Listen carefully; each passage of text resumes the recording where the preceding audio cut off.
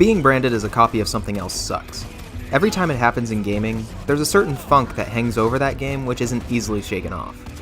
Enter World War Z, a game that has been branded as a third-person Left 4 Dead and quickly dismissed.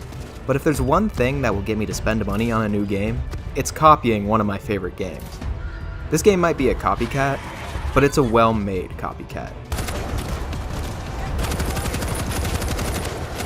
World War Z pulls inspiration from Resident Evil as well, with light puzzle-solving elements like finding a keycard to activate electric panels. Though this isn't the most in-depth puzzle, it breaks up the monotony of running around and shooting zombies. The combat is rock solid. Every weapon feels appropriately powerful and useful against the undead horde. There are a lot of different weapons around the well-designed levels, encouraging players to experiment with different weapon combinations. There are also upgrades that players can put on the game's weapons, which encourages players to go back through the 4 campaigns with upgraded equipment and class abilities.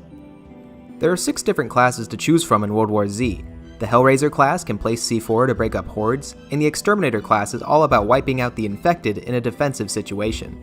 While the major differences between the classes are throwable items and passive abilities, it puts a welcome spin on the zombie survival mold.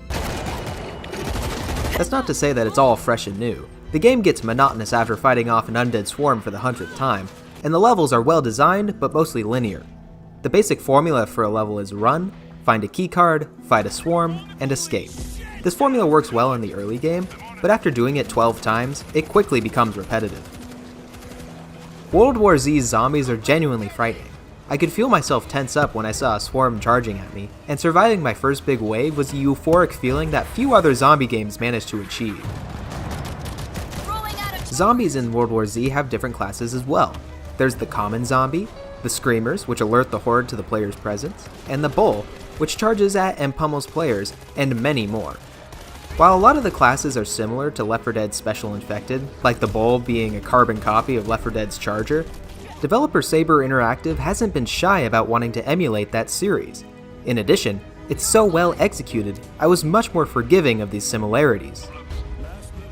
These zombies work on a mechanics level, but the look of the special zombies leaves much to be desired.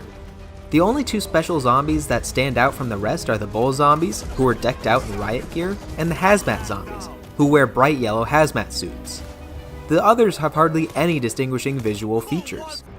Unfortunately, this can be said for the game's aesthetics as a whole. While it's a well-designed game, each level boasting an exceptional amount of detail, the graphics don't really stand out when compared to other third-person shooters. The game's 4 cities are all distinct from each other, but at the end of the day, are pretty generic shooter locales.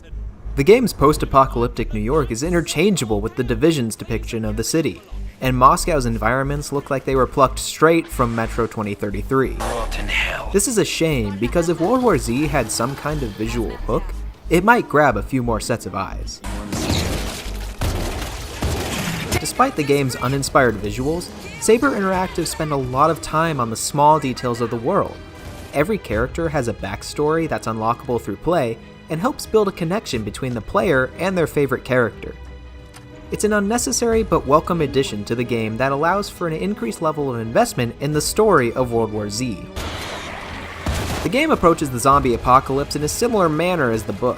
There's no central plot to World War Z, and instead it focuses on a collection of short stories of various survivors and what they had to do to fight off the undead. This narrative approach works for this style of game, and allows World War Z to put its emphasis on its stellar gameplay, and doesn't get weighed down by apocalyptic melodrama. Multiplayer in World War Z would be completely lifeless without zombies. The usual game modes are present, King of the Hill, Deathmatch, etc., but each mode is shaken up by the presence of the living dead, who are introduced to a match when players make too much noise. This adds an extra layer of tension to the game by having an environmental hazard that players have to consider while fighting.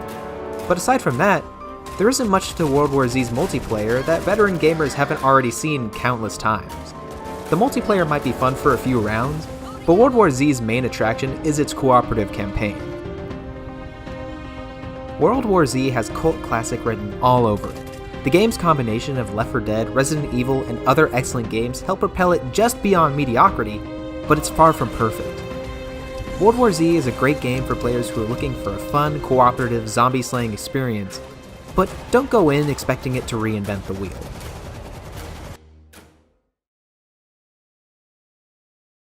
Hey guys, thanks so much for watching this video. It really means a lot and every view counts.